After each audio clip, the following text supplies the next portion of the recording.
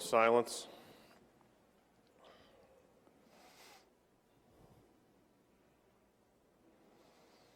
Thank you very much. Please be seated. Remember to silence your cell phones if you have them with you.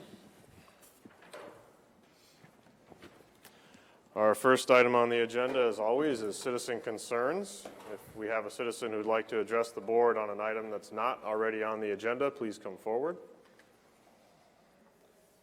Hearing none, item 2 is approval of the agenda. Yes. This is kind of a good news for citizens concerned. Sure. We just got this in the mail today. I wanted to share this with the board. We have gotten our new workman's comp rates. I wanted to share with the board what the rates have been and what they turned out to be. Rates went down from 3 years ago, went to 411,000. That's where the rates are currently coming in this year at 204,000. It's a $207,000 drop since we originally moved to IMWCA, and a $198,000 drop compared to last year. And so I wanted to be sure to thank, it's due in part to our employees, what they've done, how they've taken care of themselves and avoided accidents and injuries at work. I wanted to thank them and wanted to make the board aware. Thank you. Item 2 then is approval of the agenda for May 30th, 2017. Move it, Mr. Chair. I'll second the motion by Taylor. Is there discussion? All those in favor say aye. Aye. Opposed say nay. Passes 5-0. Items 3 through 8 constitute a consent agenda of routine action items to be considered by one motion. Items pass unanimously unless a separate roll call vote is requested by a board member. I will list the items now. Item 3 is approval of the minutes of the May 23rd meeting. Item 4 is approval of the claims. Item 5 from Board Administration is approval of resolution approving petition for suspension of taxes through the redemption process for initials JH. Item 6 from Human Resources is approval of the memorandum of personnel transactions. Item 7 from Board Administration Dennis Butler is to approve the funding for the purchase of additional 200 proxy cards to complete the ID program approved by the Board of Supervisors in May 2016. Item 8 from Planning and Zoning is approval of Board of Supervisors resolution and authorization of Chairman's signature regarding final plating approval for initials BK addition, minor subdivision. I'll entertain a motion to accept the consent agenda. Approve. I will move the consent agenda. I'll second the motion by Radig. Discussion? All those in favor say aye. Aye. Opposed say nay. Passes 5-0. We have a couple minutes before our set time, so we must move ahead to item 11, secondary roads. Item A is consideration of award of project number, also known as W107. That's right. W107 is the replacement of the 335th Street Bridge. We took bids last week. The low bid for the project was $437,110.28 from Graves Construction. I recommend approval. I will move that. I'll second the motion by Radig. Discussion? All those in favor say aye. Aye. Opposed say nay. Passes 5-0. Item B is consideration of approval of contract and bond for project number also known as 131. This is for the resurfacing of County Road L37, the Danbury Blacktop from new 4-lane Highway 20 to County Road D38, about 6 miles. This was the low bid out of 3 for the project. I recommend award to Henningsen Construction for $1,716,531.71. This project is paid for with county farm to market funds. Very good. I'll move approval. Second. Second by Radig. Discussion? All those in favor say aye. Aye. Aye. Opposed say nay. Passes 5-0. Thank you, Mark. Thank you. We are now at a 4:35 set time. Item 9 from Board Administration, public bidder. Item A is a public hearing and sale of property parcel also known as 2302 Jones Street. The public hearing is now open for anyone who would like to address the board for or against the sale of this property before bids are received. Mr. Chairman, seeing none, I would move that we close the public hearing. Second. Motion by Potabom, second by DeWitt. Any discussion? All those in favor say aye. Aye. Opposed say nay. Passes 5-0. We are now entertaining bids for the sale of this property. Is there anyone who would like to bid on this property? Please come forward, state your name and address, and your opening bid. Ernest Jigaroa, $40, I think they said was the opening bid. $44 plus $44, fees. there we go. That is your opening bid then? Yep. Is there anyone else who would like to bid on this property?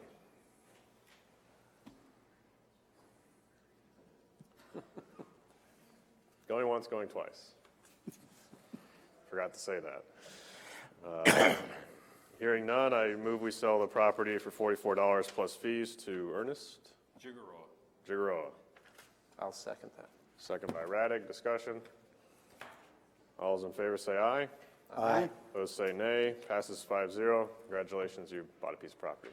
For cheaper than I'll get my groceries. These do sell pretty cheap, that, is. Item 9B is a 4:37 PM set time, right on time. A public hearing and sale of property parcel also known as 1821 Pierce Street. The public hearing is now open for anyone who would like to speak for or against the sale of this property before bids are received. Hearing none, Mr. Chair, I move that the public hearing be closed. Second. Motion by Taylor, second by DeWitt. Discussion. All those in favor say aye.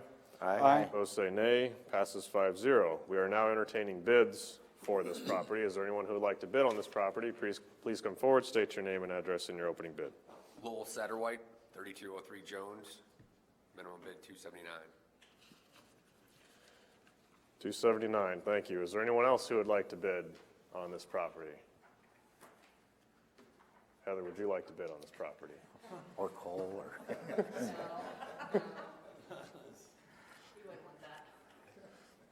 Hearing none, Mr. Chair, I move that the property be sold to Mr. Satterwhite in the amount of $279.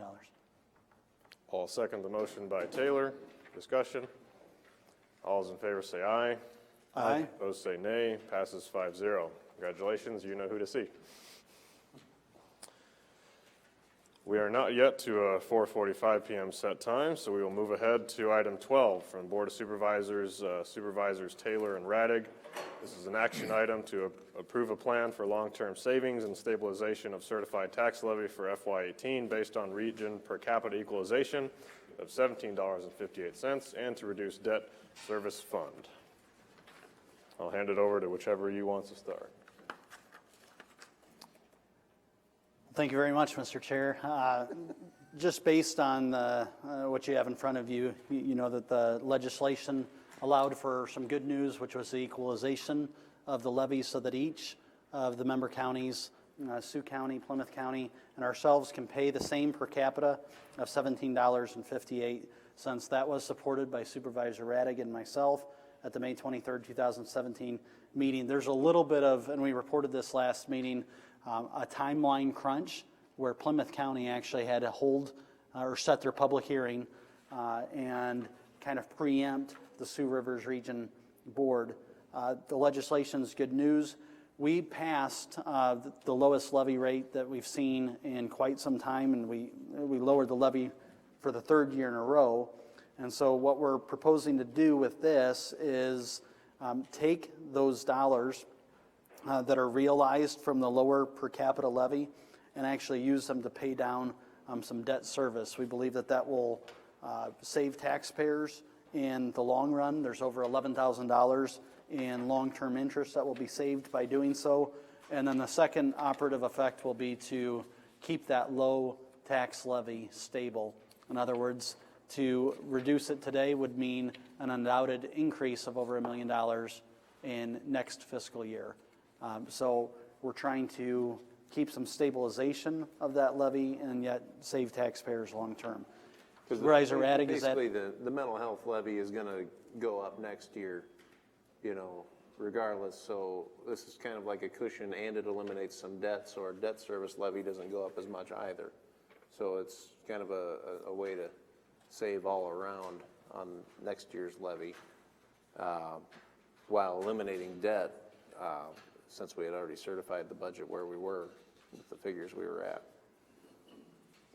And my only follow-on comment would be that this will not need, and I'll look to Dennis to clarify this for the board, this will not need another public hearing or anything because we are not increasing our overall impact to taxpayers. Is that correct? That is correct. And they are going to reject our budget. The reason they're rejecting, because we're going to change the levy a little bit. The tax ask is going to stay the same because of different tax base for debt service. It's a little bigger tax base, so our tax levy will actually go down 0.8 of 1 cent more, but we're still asking the same taxes. And I just credit Supervisor Raddick with the idea as far as the paying off the debt service levy. And I think it's an appropriate one. I'm a guy that always likes to pay off debt when we can, and, you know, seeing how we were at a decent budget and levy previously, this was just kind of a surprise that the state kind of gifted us a little lower mental health levy for a year, while we get Plymouth up to our levels on the parity here. So it's a good thing for taxpayers. I think this is a very smart plan. It respects the uncertain, budget forecast for the region and the fact that not all the money is always spent. But we do know that there's going to be some funds that increase and decrease next year, and so at least when we know what's coming, we can prepare for it. So I fully support this. Are there any other questions or comments? Then we have two motions before us, correct? That's right. So the first motion I'll make is to adopt the per capita rate of $17.58 approved by the Sioux Rivers Region Board. I'll second it. Motion by Taylor, second by Raddick. Discussion on the first motion. Hearing none, all those in favor say aye. Aye. Those say nay. Passes 5-0. And go ahead. You go. I'll make the second motion to approve moving the tax reduction in the mental health fund to the debt service fund to reduce long-term debt in the debt service fund. I'll second that too. Second by Raddick. Discussion on the second motion. This actually represents a very slight levy rate decrease. Hearing no other comments, all those in favor say aye. Aye. Opposed say nay. Passes 5-0. Thank you. We are now at a 4:45 p.m. set time, which is item 10, an action item from Board Administration, Dennis Butler. This is a public hearing and approval of amendment number 1 to the Woodbury County FY 2017 budget, and we are now in the public hearing. So Dennis, go ahead and provide your comments. There's plenty of backup materials you've given the board. Please go through them in the order they're presented to us, and if anyone has any questions, just feel free to stop Dennis.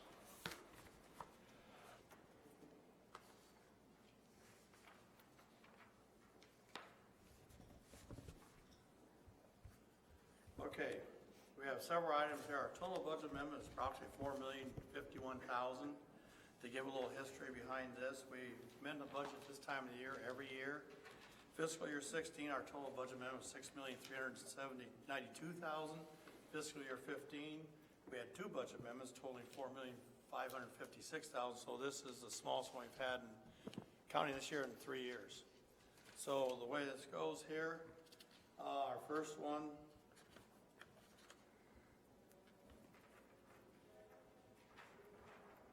I get a summary here. I didn't bring the one sheet down. Okay, our first part is We're actually amending several service areas. And the first one is public safety. In this one here in particular, we're amending the jail health services by $270,295. This is a rather smaller number than we anticipated because we have switched over to, I think it's ICN, a private company to do our jail costs. ACH, doing our jail costs, so it has reduced it. They do have revenue to cover through various forms there, which is on the bottom side. They're actually getting it from several areas within the sheriff's department, so there's hardly any tax dollars used there. There's some cash reserves.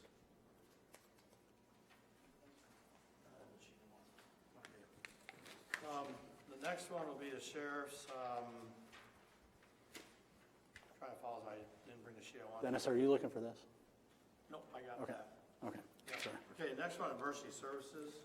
Nope, I'll need that. There's another sheet I even had upstairs. Anyway, next one's emergency services and public safety. This is covering Gov Connections, the board approved, and also EOS Solutions. They are both funded by grants, and that is that part there. The next one is in public safety, is parking for judges. We did approve to pay for the district court judges over in the car park right beside us here. We moved the LEC over to there to make room for the space we need for that little trailer sitting back for the underground testing. So that totaled $298,120 approximately. The next one will be public physical health and social services. This one, general relief assistance. Every year we cut back, now I'm going to cover two of them here, general relief assistance and veterans affairs assistance. Every year we kind of trim those down with anticipation if they do run out of money toward the end of the year, because they're both for people that need help on both sides, social services side and also the veterans, that we say come back, if you do run into some problems. So every year they do basically come back for some money. General relief is asking for $17,000 rent payments and $8,000 funeral payments, also veterans affairs and provisional expenses and rent payments, $3,000, $8,000 respectively there. As I go through these, if you have any questions on these, we can go through them. The next one is juvenile mental health and teen court. That's $6,000 in this particular case. This covers overtime in our mental health and teen court. Why is that a budget amendment? That budget amendment because when we went through budgets in fiscal year 16-17, there was no money requested for overtime. Why not? We go back from, the auditor's office actually puts in, human resources puts in all the payroll, their projections. They go back and ask the department heads, do you need any overtime? If so, how many hours? Especially it's critical to the sheriff's office, because then we take at times the new rates of pay instead of using the old rates where it always fell short. In this case, they requested overtime in juvenile detention, but they did not in the mental health and teen court. Mr. Taylor? I've got a little bit of a problem with this one, and I know we're kind of discussing this in terms of, I don't have a problem with budget amendments when we have resources coming in. And so obviously the bulk majority of the $4 million, we have resources to cover that, secondary roads conservation. My budget amendment heartburn is when we don't have something budgeted. And in this case, it's zero. We have $6,000 in overtime. The two don't match up.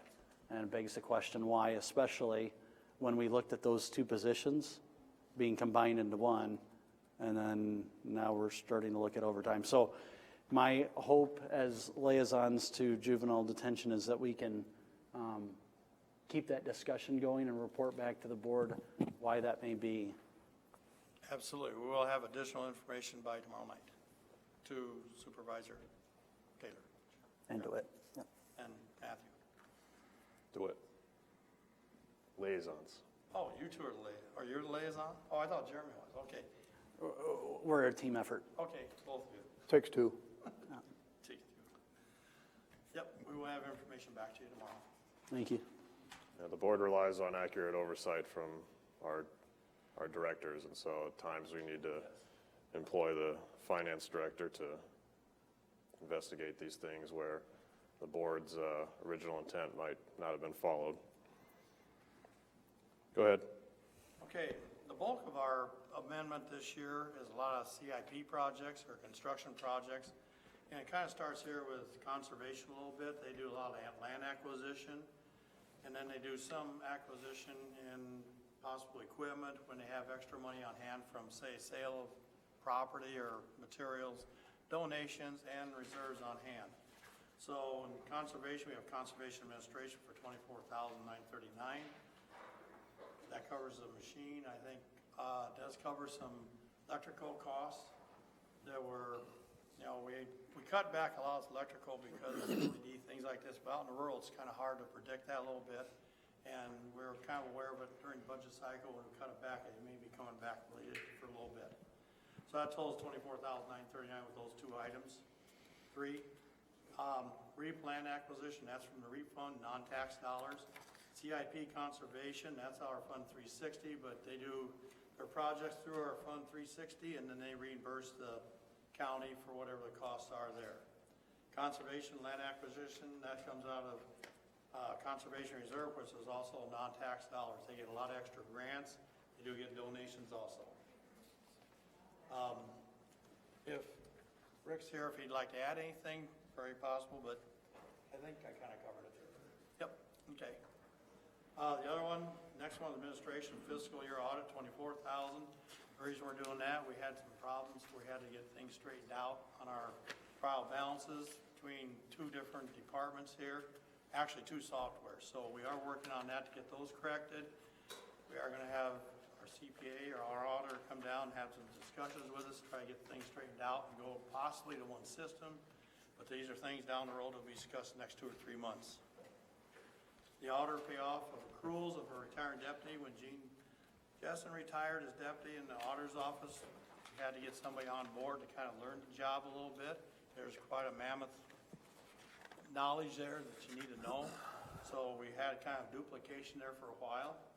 And then also the payoffs, because she had vacation and some sick leave accrued, things like that. So that counts for the $21,846. We get the capital projects now in secondary roads.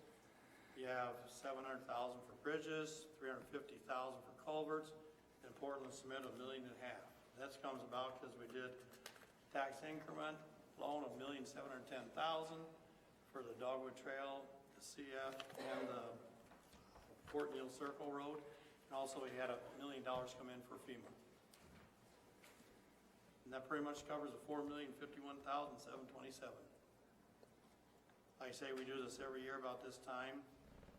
A lot of the actions are approved, during the budget year. The board's aware of a lot of this. We just accumulate them all, save on publishing costs, come down to the last part of the year. We have to amend it by today to give the public, if there's an appeal, the 25 days appeal process.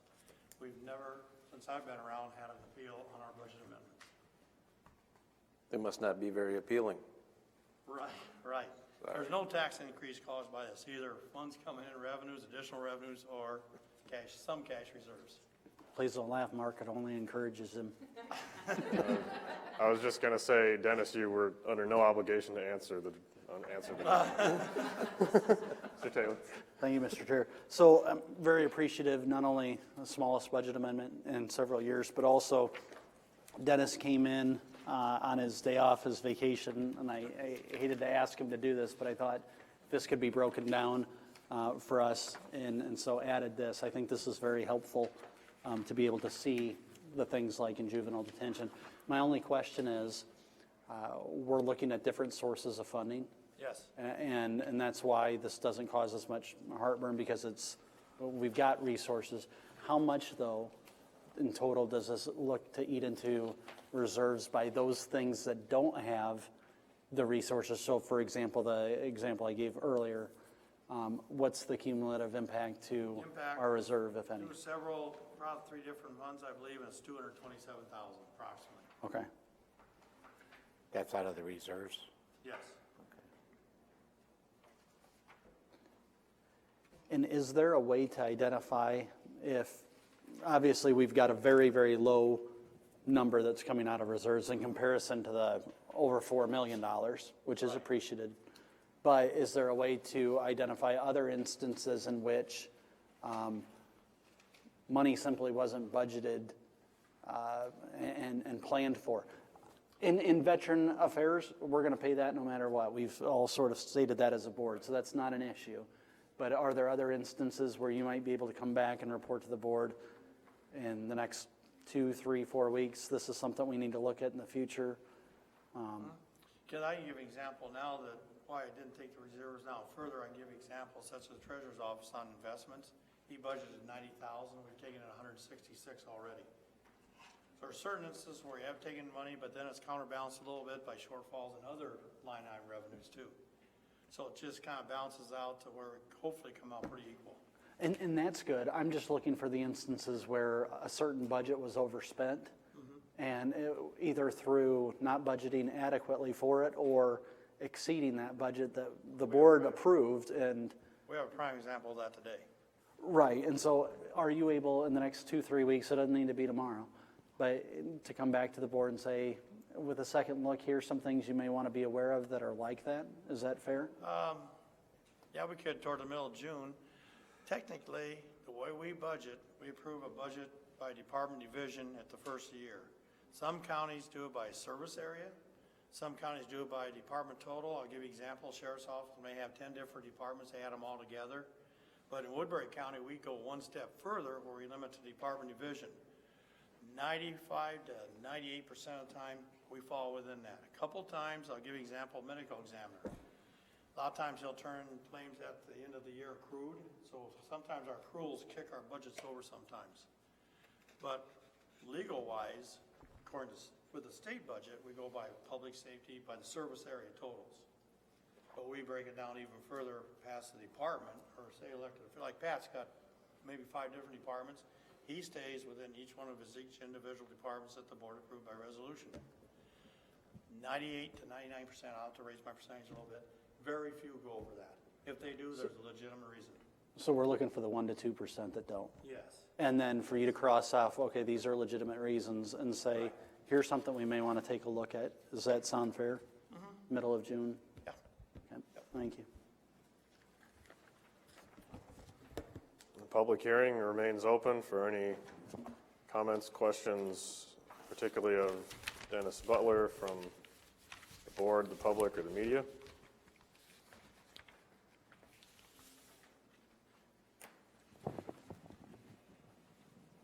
Hearing no other comments, I'd move the public hearing be closed. Second? Second by Radig. Discussion. All those in favor say aye. Aye. Opposed say nay. Passes 5-0. And then I I have a form for the chair to sign for Pat here. thank you. I get that later here. Thank you. And I would move to approve the amendment of the current FY 2017 county budget. Second? Second by Mr. Radig. Discussion. All those in favor say aye. Aye. Opposed say nay.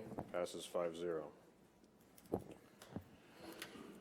We are now on to item 13, which is the chairman's report. In this case, the acting chairman from May 22nd to 26th, Supervisor Taylor. Thank you very much, Mr. Chair, and welcome back. Thank you. It's good to have you back. Item A is juvenile detention doors. I just wanted to make you aware that one of the CIP projects is hit a little bump in the road. The city inspector, in looking at the fire rating, says that doors must have an enclosed closure, smoke seal, and fire retardant glass.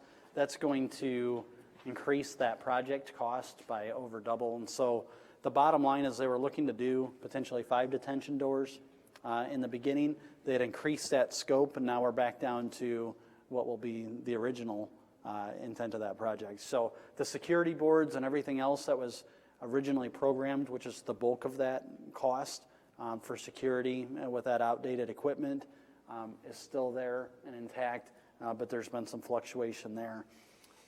You'll notice on Mark Olson's report for BIA placements, while it is not 0, it is something less than we were at one time anticipating regarding the budget, for which we predicated the $100 a day placement of BIA youth.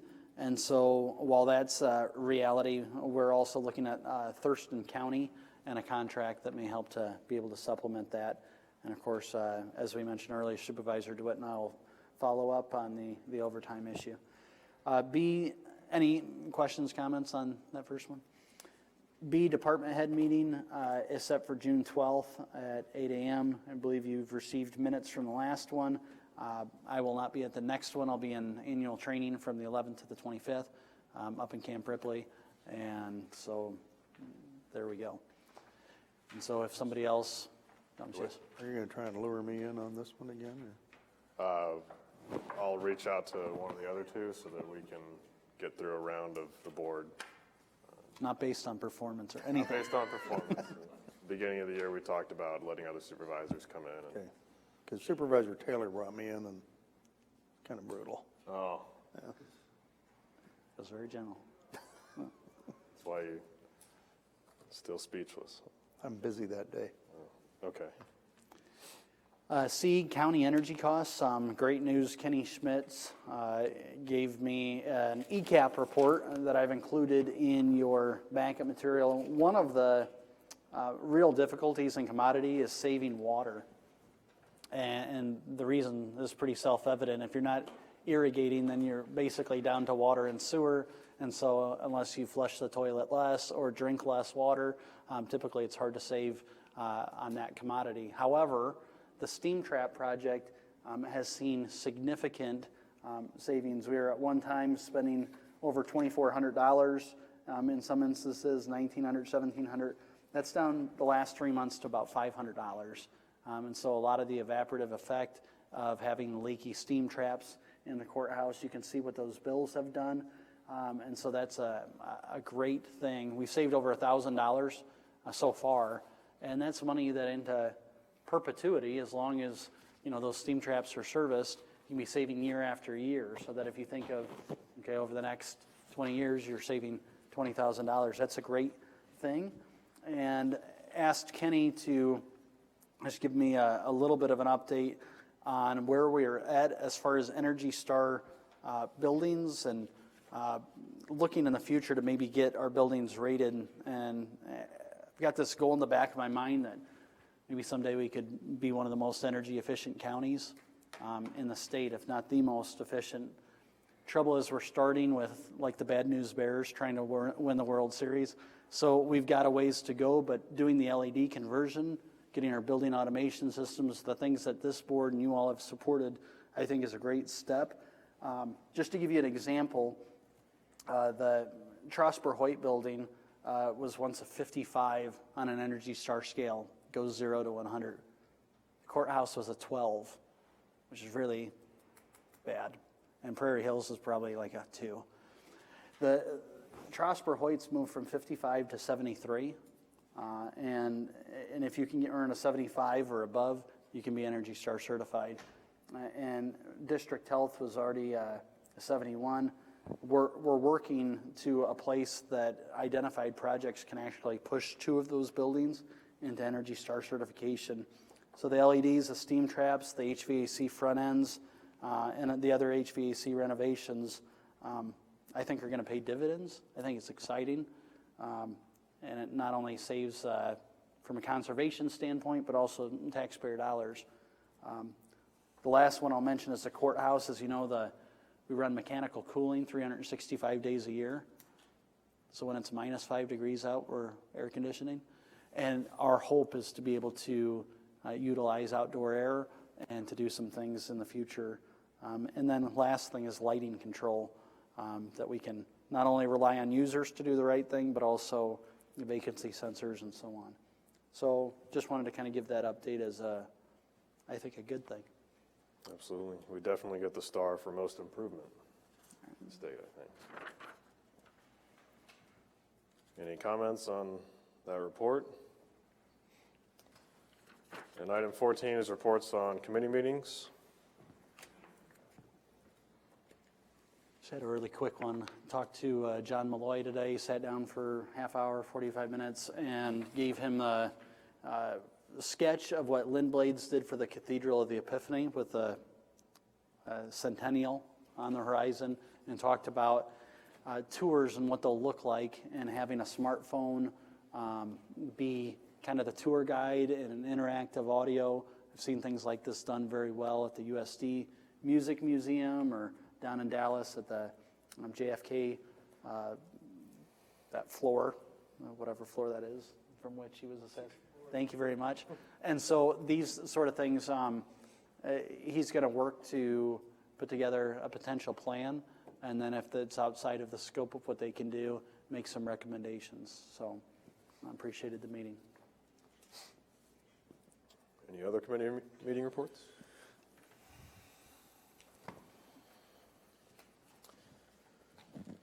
Any citizen concerns? Any board concerns and comments? I wanted to make a comment to congratulate the Iowa baseball team on winning the Big Ten tournament. We had 2 local players on that team making big contributions during the entire tournament. So it was pretty impressive to see a Sioux City kid jump up and rob a 3-run home run shot that forced extra innings. So Very good. I'll say I have before me an agreement for the county to buy the Little Anthony Courthouse. For those who have not been following this, it's been several months in the making. So right in my very hands with signatures, within a week or so will be sent back. So that's good news. Also, I just wanted to say, coming back from China on a couple-week trip with family, I just, as a elected official going on a trip, you pay a little more attention to how the politics are where you're visiting, because you have some experience there. And I just want to say we're very blessed to be in this country. We talk a lot of politics here. There's a lot of negativity. In China, the state-run newspapers tell you it's all good news. Nothing bad ever happens. And they also have counties there. But when you talk to people there, you find out that they already know who their next supervisor is going to be, who the next governor is going to be. They say right out of their mouths that all the elections they have is just a show. And so for good or for bad, compared to countries like that, we are in total control of all levels of our government. And I think that brings a lot more meaning to our Memorial Day in a country like this, where you fight for those freedoms and you fight for that right to be represented, instead of just having a monument for something that the government rebuilt because there was an uprising and now it's quashed and it's no longer in the news. it was great to have you back and hear you say "I" the same time as us too. Yeah. It's the little things. I did note that while you were over there, the debt rating for China went down. Did you have anything to do with that? May have sabotaged it. Competitive advantage. That was fake news, Pat. Like I said, they only have good news there. Any other board concerns? Please mark your calendars for June 28th, town hall meeting in Bronson. More details to follow. We are adjourned. Thank you.